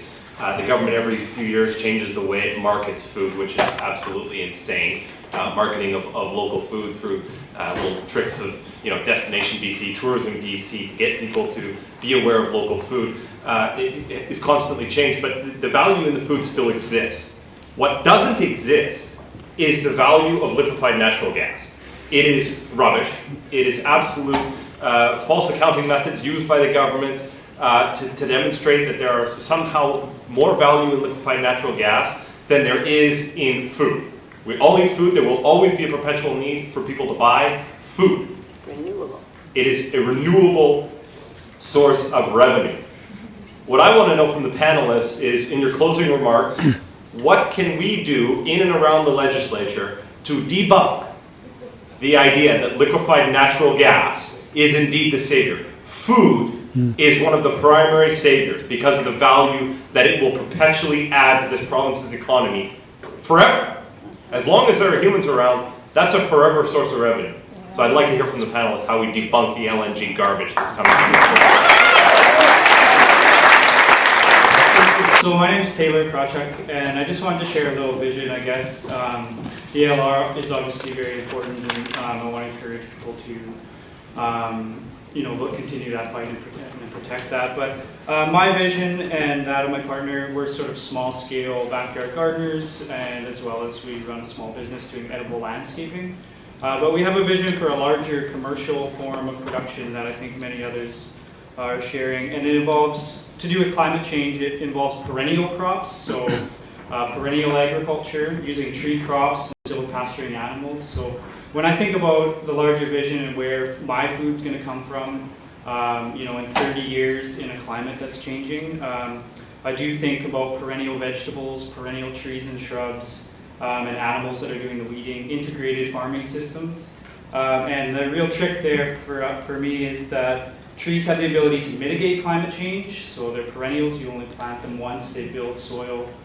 So they both mitigate climate change and they're adaptive to climate change because they have deeper roots, they're more drought resistant, they're often more nutrient dense. So that's sort of my vision, is for a perennial agriculture, using animals, integrated farms, and I really think that it can be profitable, so that's the direction I'd like to see the ALR go. And I know that I'm not trying to say annuals won't play a part in that, but definitely integrated farming that uses permaculture principles and tree crops, that type of thing. Thank you. My name is Mark McAveen, and this is one of my farm co-owners who I got here. And two things that I wanted to point out. One was our vision. We were co-owners of Meadowbrook Farm with two other couples, and we're new farmers, so we just bought the farm 2012. A couple of years ago. Bought the farm, I guess, is a weird way to say it. We purchased a property to do farming on. But it's a co-op thing for us, and it's hard to explain it short term, but it's four couples who purchased this land because it was too expensive for any other couple to do it individually. And I think that's part of the vision that needs to be brought about, is that there are groups of people, there are couples, multiple pairs, co-working couples who want to purchase land, and they need that availability to be able to do that. And part of the only way we realized it as a group was that the current farm owner actually helped subsidize some of the mortgage for us. They invested part of what they had built up in their farm to help us carry on their legacy of their farm. And so I just wanted to say, like, that's part of the vision that I think, if you guys who have farms who have been going for a long time care about that farm and want to pass that farming tradition on, you need to be willing to help out the next generation of farmers who come up. And then my other thing was to talk about solutions for it, and we talk about the ALR and how important it is and how we need to keep the land, and that's true. But if we ever want to build back and get more land into the ALR, you're never going to have that happen the way it is now. And why is it? Because the land isn't worth it for people to put it back into the ALR, because farmers don't make money. If there was some sort of subsidy, so that if I had 2 acres and I wanted to farm the land, and putting it into the ALR meant that the government was going to help me be able to make money farming that land, that would encourage people to think about making farmland out of land that isn't farming right now, because the government wants to help create that. And that's what I think needs to happen for BC to be more sustainable, for our food income, is for the government to be willing to step up to help new farmers out, because it's hard. Not just on a provincial, but on a municipality. Yeah, on a municipality level too. Like, all levels of government need to step together to help out, because it's hard. People who've been farming for a long time, it took a long time for you guys to be able to actually make money doing it. For a new farmer to start off doing it, it's almost impossible because, well, it takes a long time.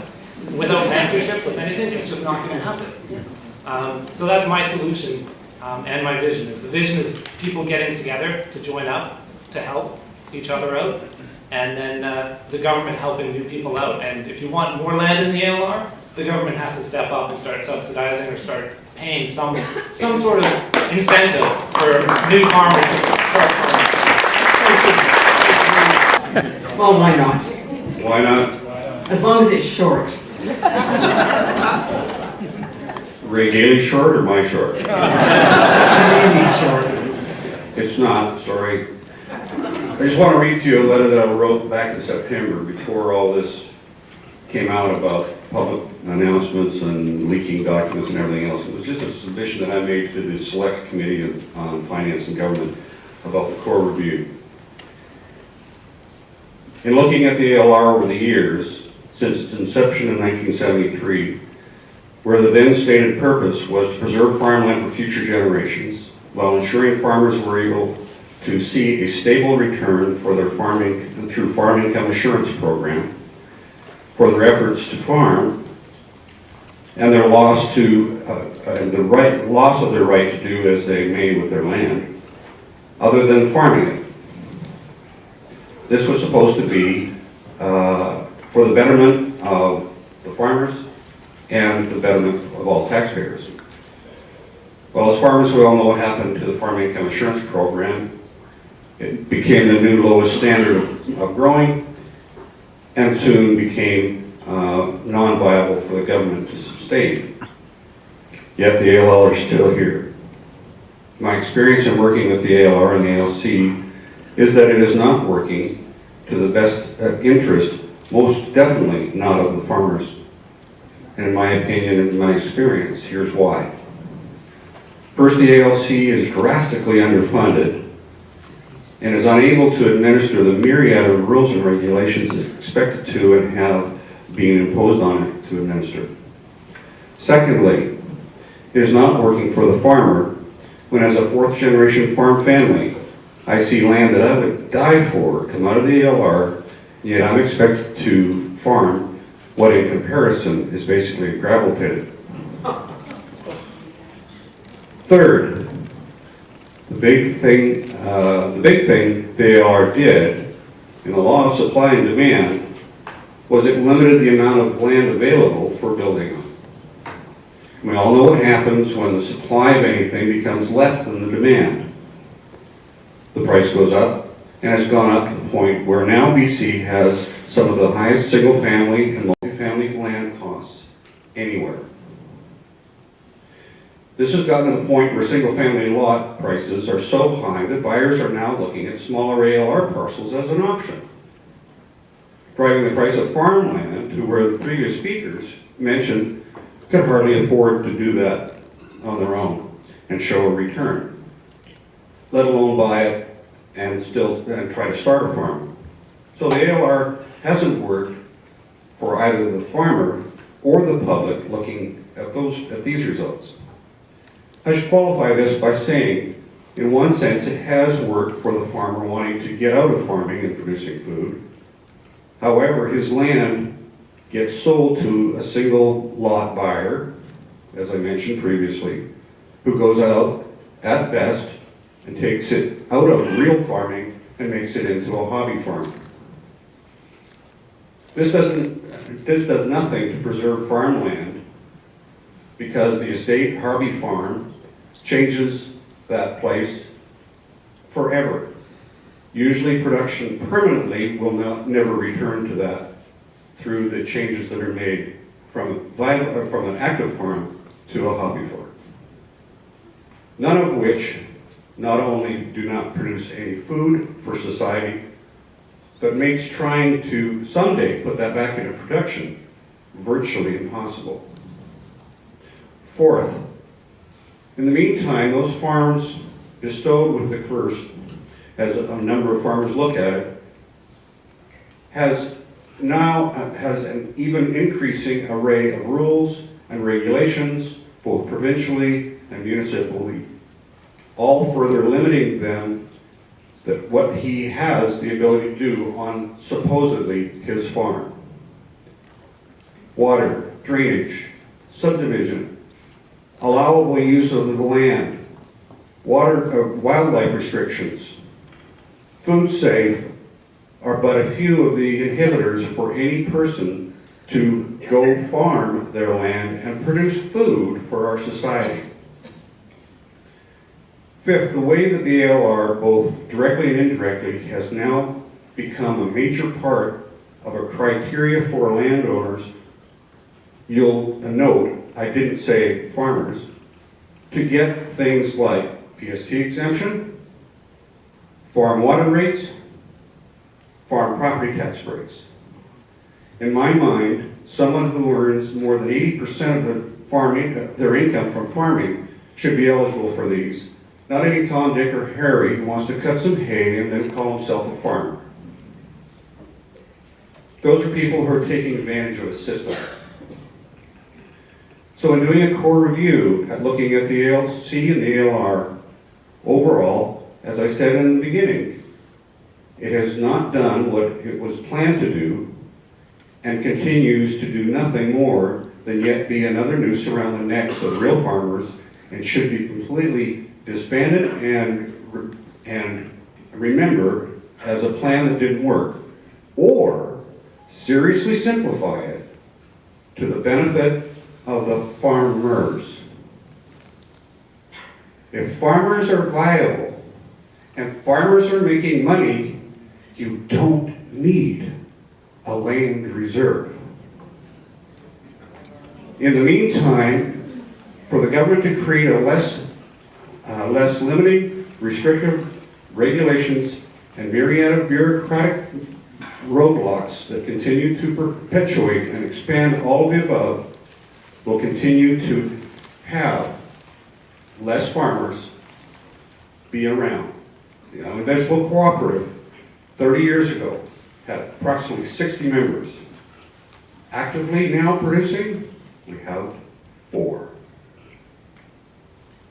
It's time for less governance and not to perpetuate what hasn't worked from its original idea, which was a good one, and I don't think you'll find a farmer that'll disagree with it.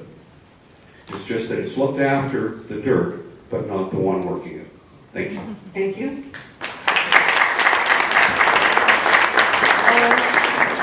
At this time now for Nathalie and Ben to come and help with wrapping up with our panelists. And I thank you all very much for your attention and your enthusiasm and your participation. Thank you.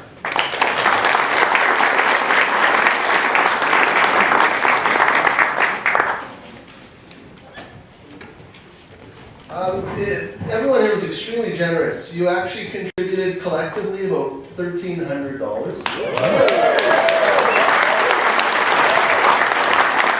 When we deduct the expenditures, it works out to a surplus over expenditures in the neighborhood of 150%, with about $800 now in the coalition's reserves.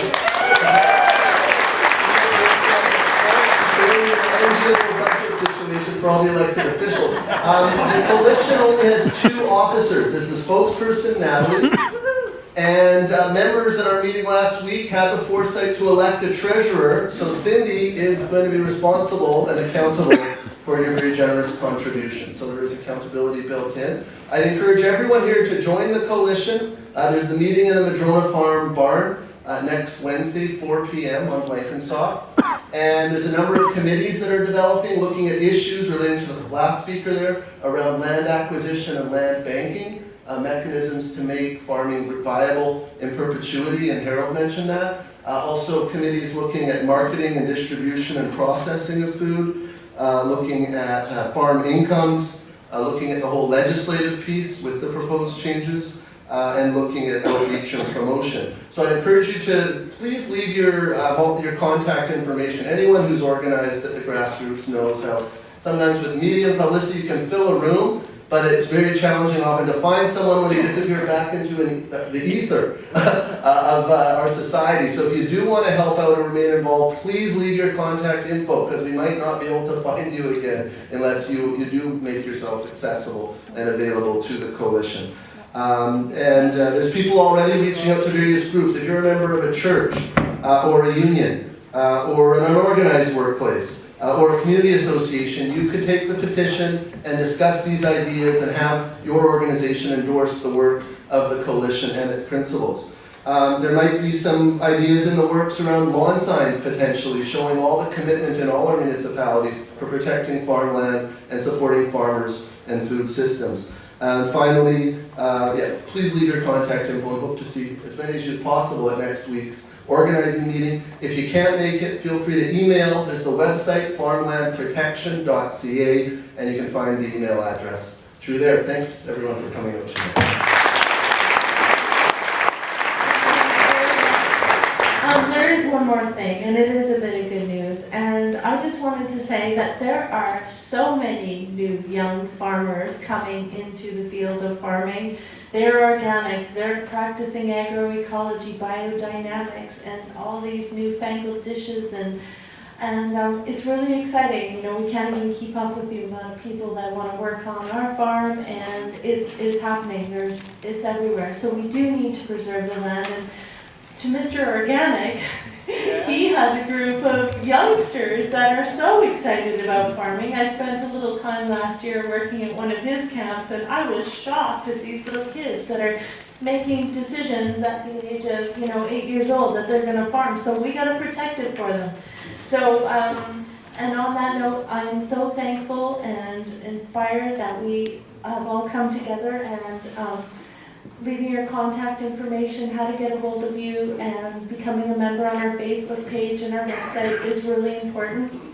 But thank you for sharing your visions.